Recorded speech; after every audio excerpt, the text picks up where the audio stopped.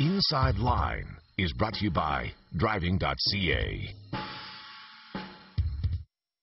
Last week on Driving Television, we looked at the cost of bringing a car from the United States into Canada and if it's actually worth it. Well, this week, we're looking at the potential roadblocks or problems you might encounter bringing a car across the border.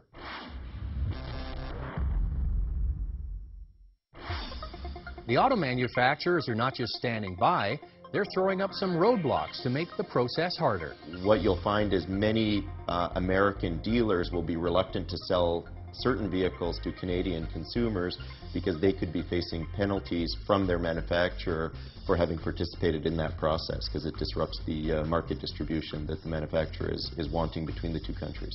Have some of them adjusted their prices? It really depends on which manufacturer, but they all seem to have different strategies. Some are holding tight at their old pricing, and others have brought their prices down in Canada in order to level the markets. If you bring an American car into Canada, is that U.S. warranty valid in this country? Well, we sent out an email to all the Canadian manufacturers and asked them if they'd stand behind the warranty. Only Toyota said yes, they'll do that.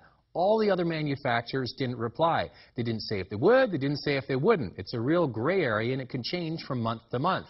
Here's one positive. If you buy an American car and you live close to the border, you could always take that car back to the American dealership. Another important factor is the cost to borrow money. You will not be able to finance a U.S. car with low manufacturer's offers. You will have to pay for the car outright, or maybe get a loan, but at a higher rate. And now that the Canadian dollar is heading lower, is it still worth it?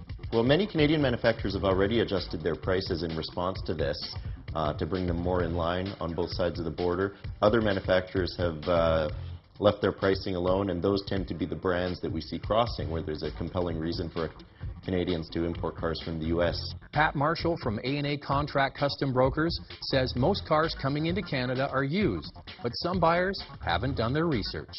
Not all vehicles from the USA are admissible into Canada. We have seen people buy vehicles in the USA. They're great vehicles, but for whatever reason, they're not admissible. And it costs them huge amounts of money and lots of problems. To find out if a car is admissible, go to www.riv.ca to get a full list and find out if any modifications need to be done.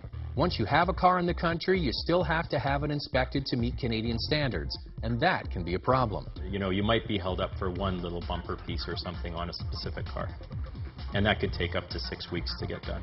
Why is a local dealer going to help a consumer bring a car up from the States? He's not in a hurry to make that process seamless. He's going to kind of discourage that guy and hopefully discourage others from doing the same thing. The influx of U.S. cars to Canada is affecting all of us. Prices of used cars are heading lower to match the price of imported cars. So your resale value could be affected. We're all in this together. Now, we don't want to sound too negative about bringing a car from the U.S. into Canada. We just want to warn our good Driving Television viewers about all the roadblocks and pitfalls you could run into getting into this process. So please do your homework ahead of time and don't go into it headstrong. Next week on Driving Television, viewers that have actually brought cars across the border and are very happy.